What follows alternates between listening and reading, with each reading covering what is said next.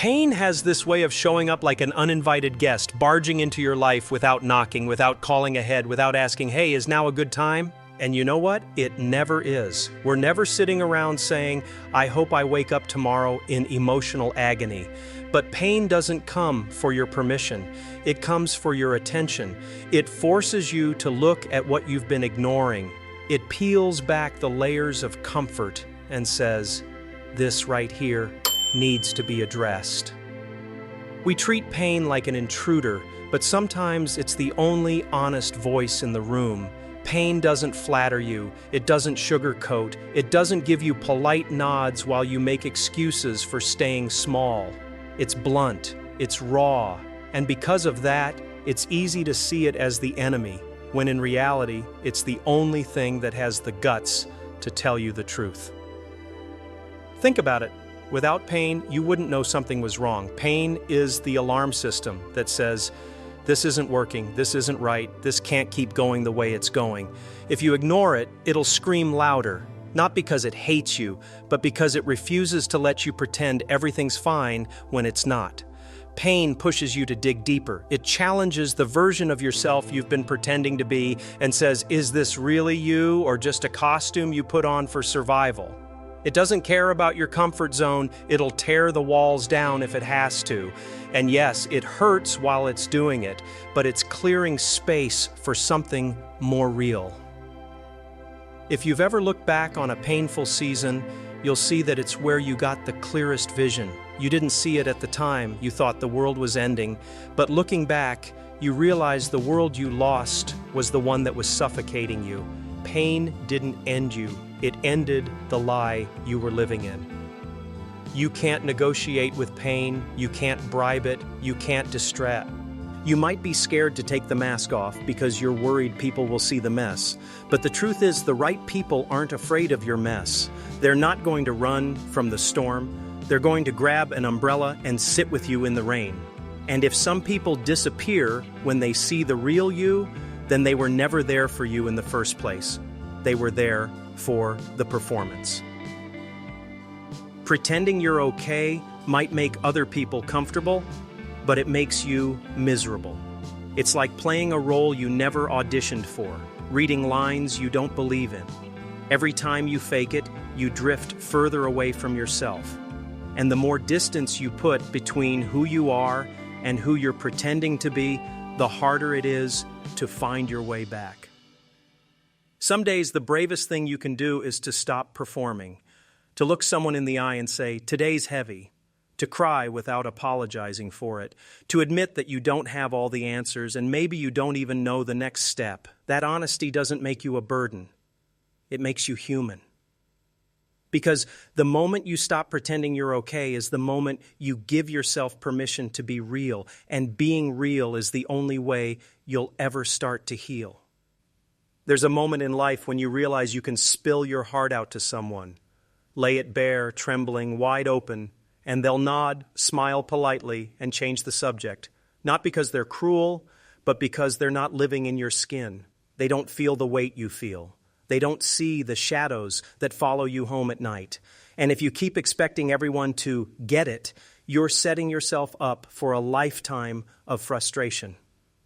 We have this unspoken belief that if our pain is deep enough, if our story is powerful enough, then people should understand. But life doesn't work like that. Some people are too distracted by their own noise to hear or your song. Others can hear every word you say and still not grasp the melody. That doesn't make your song less important. It just means not everyone is tuned to your frequency. When you stop demanding understanding from everyone, you free yourself. You stop wasting your breath on closed ears. You stop knocking on doors that will never open. And in that silence, you start to realize something important. You don't need the world to understand you to be real, to be valid, to keep going. There's a strange kind of power in saying, you don't have to get it. You don't have to agree. I'm still going to live my truth. That's when you stop seeking permission to feel what you feel. You stop asking for validation like it's the price of admission to being yourself. You start owning your story, even when the audience walks out. Some people will misinterpret you no matter how carefully you speak. They'll twist your words, question your motives, label you in ways that have nothing to do with who you are. If you let that break you, you'll spend your life chasing approval you'll never catch. But if you stand firm in what you know, you realize their misunderstanding says more about their vision than your value. It's okay to crave connection. It's human to want someone to look at you and say, I see you, I get you. But that connection doesn't have to come from the crowd. Sometimes it's just one person. Sometimes it's no one at all, and you learn to be your own witness. You learn to tell yourself, I know what I've been through. I know what I've survived, and that's enough. Because the truth is, the world isn't built to revolve around your feelings. And once you stop expecting it to, you finally start living without waiting for the world to give you permission. We live in a world that treats broken like it's a permanent label, like the second you crack, you're no longer worth keeping.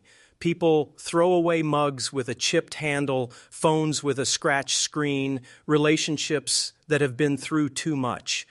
But human beings aren't objects. We don't lose our value because we've been through hell. If anything, the cracks prove we've lived, we've endured, we've survived things that could have destroyed us. Some of the most beautiful things in this world are broken. Stained glass windows shattered into patterns of light, old vinyl records that skip in the same familiar place, ancient ruins that tell a story just by standing there. And yet, when it comes to ourselves, we think we have to be flawless to be worthy. We hide our scars, our mistakes, our history like they're proof we've failed when they're actually proof we've fought. You don't have to wait to be fixed before you're valuable. You do and need a smooth, perfect surface to matter. Sometimes the broken edges are what allow the light to get in. The Japanese have an art called kintsugi, where they repair cracked pottery with gold, making it more precious than before. Maybe your cracks are the gold in your life, not something to hide, but something that makes you irreplaceable. The problem is, we're taught to associate worth with perfection. That's why so many people walk around feeling like counterfeits, smiling in public while quietly believing they're not enough. But your worth was never tied to how flawless you are. It's tied to the fact that you are here, breathing, moving, getting up again after being knocked down. That's value no damage can erase. Being broken changes you. It strips away the illusions. It teaches you to be gentle with others because you know what it's like to shatter. It gives you compassion for wounds you can't see. And that kind of heart can't be bought. It's forged in the fire of your own pain. That's why some of the most broken people are also the most beautiful to be around. You might feel like your cracks make you weak, but they're the reason you're still standing. They're the proof that even though life has hit you hard, it didn't break all of you. You adapted. You grew around the damage. You learned to carry it without letting it crush you. And that takes more strength than perfection ever will. So don't you dare call yourself worthless just because you're not in mint condition. The very things you think disqualify you might be the reason someone else sees you as priceless. We grow up on scripts. The hero suffers, the music swells, and then, boom, resolution. Everything is neatly tied together in 2 hours. That's what we expect our own story to look like. We think the heartbreak will end with a big dramatic scene where the camera pans up and everything suddenly makes sense. But real life isn't edited for pacing. There's no director yelling cut when things drag on too long. Sometimes the painful part lasts way longer than you want it to. Sometimes the moment you thought would fix everything doesn't change much at all. The truth is, life has more awkward pauses than perfect endings. There are scenes that seem to go nowhere, conversations that don't tie up neatly, and moments that feel like filler. You won't always get the big emotional payoff you were hoping for, at least not in the way you imagined it. But that doesn't mean those moments aren't worth living. The slow scenes are where the real depth of your story is being written. You don't get a soundtrack to tell you when the angs are about to get better. You don't get a montage that skips over the months or years of hard work it takes to rebuild yourself. In movies, healing is a sequence of smiling faces and inspiring music. In real life, it's messy, repetitive, and full of days where nothing seems to change. But if you stick with it, there are moments, small, quiet ones, that feel more powerful than any Hollywood scene. Sometimes the best parts of your life will look boring from the outside. They won't be grand gestures or cinematic moments. They'll be a cup of coffee in the morning after a sleepless week. They'll be the first laugh you have after months of sadness. They'll be the moment you realize you're not thinking about the pain every second anymore. Nobody's going to write those moments into a script, but they are the ones that matter. Movies have to end. They fade to black, roll the credits, and leave the audience satisfied. Life doesn't give you that kind of closure. It just keeps moving, and you have to learn how to keep moving with it. There's no guarantee of a perfect scene, but there's an endless supply of moments you can choose to make meaningful. That's the beauty of a story that doesn't end after 2 hours. You get to keep writing it. And unlike in the movies, you're not limited to one plot twist or one turning point. Life gives you multiple opportunities to change the story, to reinvent yourself, to decide the next chapter looks nothing like the last one. The plot isn't set in stone. The characters can change. Even the genre can shift. You can go from tragedy to triumph, from drama to adventure, without needing anyone else to rewrite it for you. Because while life might not have the perfect pacing, the perfect soundtrack, or the perfect ending, it still has moments worth showing up for every single day.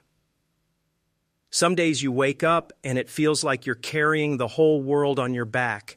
Every step is slower, every breath feels heavier. You start wondering if you're even moving forward or just sinking deeper into the ground. But here's what we don't always realize. The weight isn't just crushing you, it's shaping you. It's building a strength in you that comfort could never create. Muscles don't grow without resistance, and neither does character. When you carry something heavy long enough, you start to adapt. At first, it feels unbearable. Your shoulders ache, your knees shake, your mind whispers, "You can't do this." But somewhere along the way, without even realizing it, you get stronger. The same load that once made you stagger becomes something you can handle. And then one day, you look back and realize you've been walking with it for miles. That's growth you can't see in the moment, only when you look behind you. We don't like the process because the process is slow. It's not the instant change we crave. It's not a sudden burst of strength. It's repetition. It's showing up every day under the same weight. Even when you want to throw it down and quit, it's learning how to breathe under pressure. And every time you choose to keep going, that decision chisels something into your soul that can't be erased.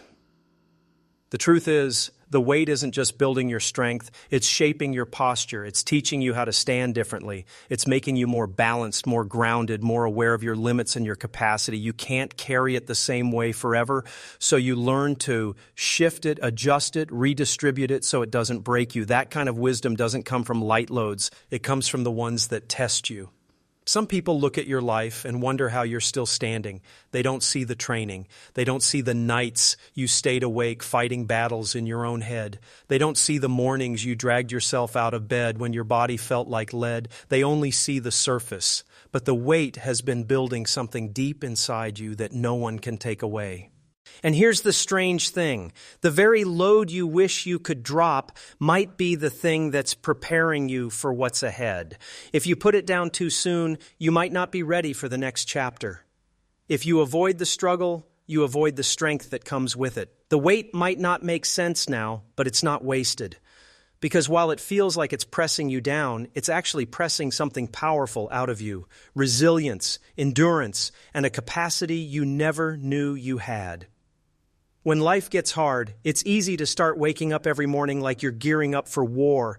You brace yourself before you even open your eyes, expecting another fight, another challenge, another wave to knock you down. And yes, some days are battles, but not every day is meant to be fought like one. If you treat every single day like a war zone, you'll burn yourself out before the real fight even arrives.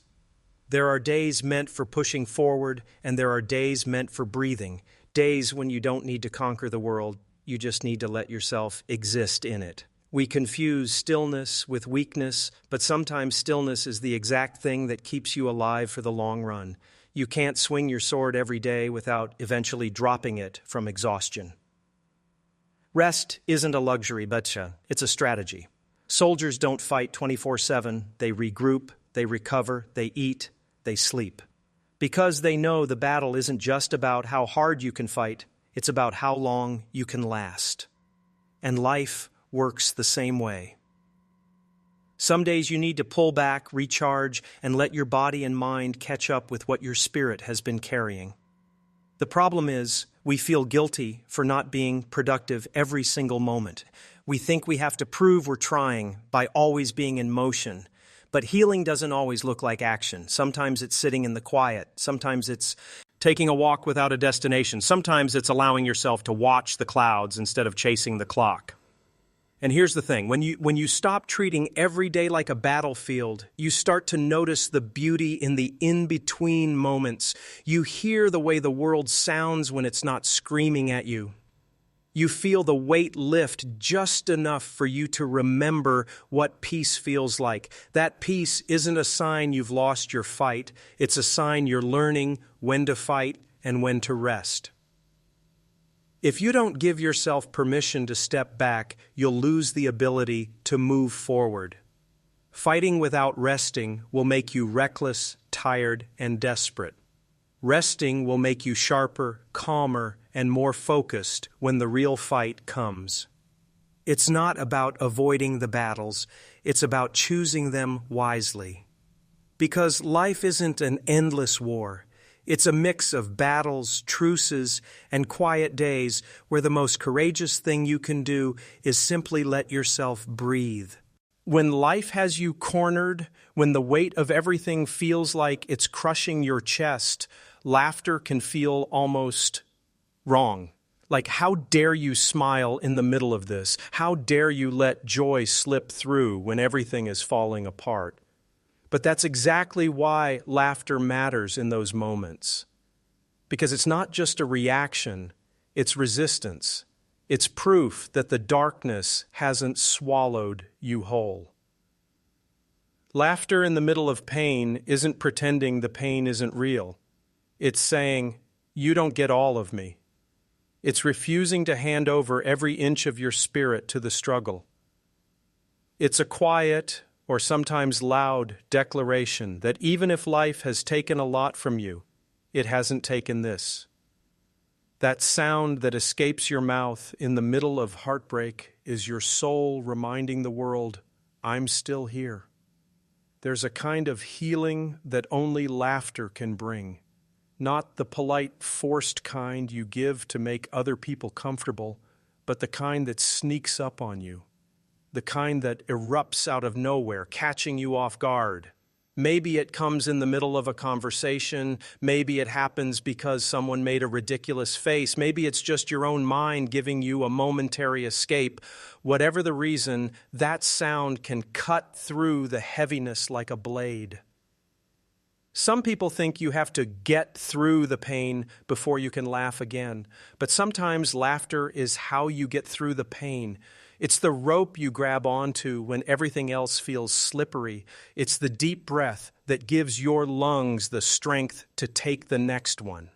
And when you give yourself permission to laugh in the middle of it all, you're proving to yourself that you're not fully defeated. Of course, there will be people who don't understand. They'll look at you like you're being inappropriate, like you're not taking your situation seriously enough. But what they don't get is that laughter I isn't a dismissal of reality, it's survival. It's you refusing to sink into the quicksand completely. It's you saying, I will find pockets of light even if I have to create them myself. And here's the truth. You don't need to wait for life to give you a reason to laugh. Sometimes you have to make your own. Sometimes you have to watch that stupid movie you've seen 100 times, the one you can quote by heart. Sometimes you have to tell a joke to yourself and laugh, even if nobody else gets it. That joy you create in the middle of chaos isn't fake. It's freedom. Because every time you laugh in the middle of the storm, you're not just coping, you're fighting back. And that fight is one the darkness will never understand. Pain has a way of showing up like an uninvited teacher. No introduction, no syllabus, no warning. It doesn't knock politely, it bursts through the door and starts the lesson whether you're ready or not. And it doesn't teach in a clean, organized way. It teaches in chaos. It teaches by tearing things apart so you can see what they're really made of. You don't always understand the lesson while you're in it. Most of the time, it feels like the opposite of learning. It feels like losing. But if you stop fighting it for a second, you start to realize pain carries knowledge you can't get anywhere else. It teaches patience, not the kind you practice while waiting in line, but the kind that comes from surviving long seasons where nothing makes sense. It teaches humility because pain strips away the illusion that you have it all figured out. And it teaches gratitude because even in the middle of it, you start noticing small things you never appreciated before. A deep breath, a kind word, a quiet moment where your chest doesn't feel so tight. Pain doesn't just tell you about the world, it tells you about yourself. It shows you where you're strong in ways you didn't expect and where you're weaker than you thought. It forces you to look at the parts of yourself you'd rather ignore, the wounds you've been pretending weren't there. And while that confrontation feels brutal, it's also the first step toward healing them.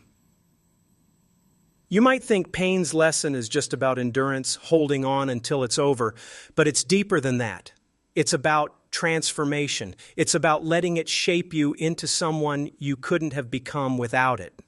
The person you are on the other side of pain often sees life differently, notices details they once overlooked, values things they once took for granted, approaches people with more understanding than before.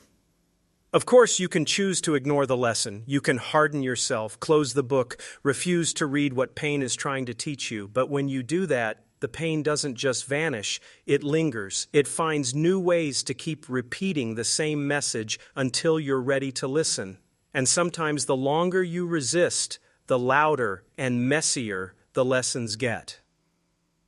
The truth is, pain doesn't show up to ruin your life. It shows up to strip away the things that are keeping you from living fully. It's not a gentle teacher, but it's an honest one. It doesn't give you easy homework. It gives you challenges that feel impossible.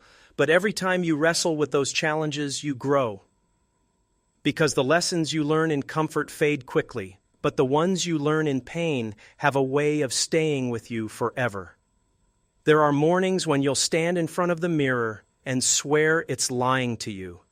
You'll see the tired eyes, the messy hair, the lines that weren't there before, and you'll start telling yourself a story about who you are based on that reflection. The problem is, the mirror can only show what's on the surface. It doesn't show the battles you've fought, the nights you didn't quit, the invisible strength it took to stand there at all.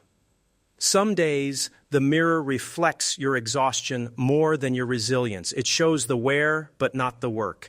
It captures the shadows under your eyes, but not the courage in your chest. And if you're not careful, you'll believe that the reflection is the whole truth, when it's really just one small angle of your story. The mirror can't tell you how far you've come. It doesn't remember the days when you couldn't get out of bed. It doesn't record the moments when you faced down fear and took the next step anyway. All it knows is what's standing in front of it right now. And right now is not the sum total of who you are. There will be seasons when what you see in the mirror doesn't match what you feel inside. Sometimes you'll look strong but feel weak. Other times you'll look tired but feel more alive than you have in years. And that's why you can't give the mirror the final say. It can be a witness, but it's not the judge. We get so used to measuring our worth by appearance that we forget our worth existed long before we had a reflection to check. The strength you've built, the love you've given, the pain you've endured, none of that fades because your hair's a mess or your skin looks different today. Those things are written in a place no mirror can reach. When the mirror shows you something you don't like, it's easy to start picking yourself apart. But if you could step outside of yourself for just a moment and see what someone who loves you sees, the way you carry yourself, the way your eyes still hold light even when you're tired, the way you keep showing up, you'd realize the mirror's version is incomplete. Because the truth about you can't be contained in glass. The mirror might catch the surface, but it will never be able to reflect the depth. There comes a point when you realize that no matter how much you love someone, no matter how much history you share, some people are not meant to stay for the entire journey. They might walk out suddenly, or they might drift away so slowly you barely notice until they're gone. And your first instinct will be to hold tighter, to convince them to stay, to prove your worth so they'll see what they're leaving behind. But clinging to someone who's already halfway out the door only makes the pain heavier. When people decide to leave, it's rarely about your value. Sometimes it's about their own battles, their own growth, their own path that no longer runs alongside yours. You can't carry the weight of their choices on your shoulders as if you were the cause of them all. That burden will crush you, and it will blind you to the people who are still here, standing right beside you. It's easy to romanticize the past when someone's gone. Your mind will replay the good moments like a highlight reel, forgetting the parts that hurt you or drained you. And while remembering the beauty is human, it can also trick you into believing you've lost something perfect. The truth is, relationships that are meant to last don't require you to beg for them. Letting people go doesn't mean you stop loving them or that the memories suddenly lose their meaning. It means you release the expectation that they should be here forever. It's giving them the freedom to follow their own story while giving yourself the freedom to continue yours without dragging dead weight. There's a strange kind of peace that comes when you stop chasing the ones who walked away. It's not instant. At first, it's raw and aching, like a wound that won't close. But over time, the space they left becomes room for new connections, deeper bonds, and unexpected love you couldn't have made space for otherwise. And the ones who are truly meant for your life, they don't have to be convinced to stay. They'll choose you over and over, even on the days when you feel unworthy of being chosen. They'll show up not because you hold them there, but because they want to be there. Because sometimes the people who leave are making room for the people who will never need to. There's this unspoken pressure in life to stay the same, as if changing means you've betrayed who you were. People will say, "You've changed," like it's an insult, when in reality it might be the greatest compliment you could receive. Pain doesn't leave you untouched. Struggle reshapes you in ways comfort never could. You are not meant to go through something heavy and come out looking exactly like you did before. Every trial has a way of bending you, stretching you, even breaking parts of you that were never meant to last. You might lose pieces of your old self along the way, pieces of innocence, pieces of trust, pieces of the way you used to see the world. That's not weakness, that's growth. You can't survive storms and still walk like you've never been rained on. The scars you carry aren't there to remind you of what you lost. They're proof of how you adapted. They're evidence that you made choices, you learned lessons, and you built new instincts to protect yourself from the same kind of pain in the future. If you walked through fire, of course you'd smell like smoke for a while. That doesn't mean you're damaged. It means you've been places that changed you. The hardest part is that not everyone will understand the new version of you. Some will try to pull you back to your old self because that's the version they were comfortable with. But you don't owe anyone the person you used to be. You have the right to evolve, even if it means some people won't recognize you anymore. And maybe you'll realize you don't laugh at the same jokes you used to. Maybe you don't have the patience for certain situations anymore. Maybe you value your peace over being liked. That's not losing yourself. That's finding the parts of you that were buried under the need to please everyone else. The truth is, pain is a sculptor. It chips away at the excess. It reshapes the angles. It redefines the form. You're allowed to be unrecognizable to the old you because the old you didn't know what you know now. Experience rewrites you, and that's okay. Because sometimes the only way to honor what you've been through is to let it change you. Healing doesn't follow a straight line. You might expect it to be a steady climb upward, each day feeling a little lighter, each week getting a little easier, but that's not how it works. Some mornings you'll wake up feeling strong, ready to face the world again, and by afternoon, a memory will hit you so hard it steals the air from your lungs. That doesn't mean you're going backward. It means your heart is learning how to carry something it's never carried before. Sometimes the healing won't look like what you thought it would. It might come in the form of a song you didn't know you needed, a conversation with a stranger, or a sudden laugh that catches you off guard in the middle of an ordinary day. You'll realize in that small moment that the pain isn't controlling you the way it once did. That realization will be quiet but powerful. Your heart will start to grow in directions you didn't plan. The cracks will fill with unexpected things, new hobbies, new friendships, new dreams you never considered before. And you might look at your life one day and realize you've built something beautiful out of the rubble, even if it doesn't look anything like what you lost. There will also be days when healing feels ugly. You might lash out, you might pull away from people who love you, you might find yourself in tears over something that seems small. That's part of the process too, because wounds heal from the inside out, and sometimes the work happening deep down takes a toll on the surface. And don't be surprised if joy feels strange at first. After sitting in pain for so long, happiness can feel unnatural, like wearing clothes that don't quite fit yet. But if you let yourself lean into those moments, joy will stop feeling like a stranger and start feeling like home again. Healing might also bring unexpected clarity. You'll look back and see certain people or situations in a way you couldn't before because now you have distance and strength. You'll understand things you didn't understand when you were in the middle of the storm, and that wisdom will become part of your armor moving forward. Your heart won't heal into its old shape. It will heal into something new, something tougher, wiser, and somehow softer all at once. Pain has a way of convincing you it's all you are. It seeps into your thoughts, your routines, your reflection in the mirror until you start to believe you're defined by what you've been through. But pain is an experience, not an identity. You might carry it, you might feel it every day, but it's not the sum total of who you are. You existed before the hurt, and you will exist after it. When you're in the middle of it, pain can feel like a fog that makes it hard to see anything else. It clouds your vision, dulls your colors, and distorts the way you see yourself. But underneath that fog, there's still a person with dreams, quirks, strengths, and stories that have nothing to do with the wound you're carrying. That person is still in there, waiting for you to remember them. The danger comes when you start to build your life around the hurt.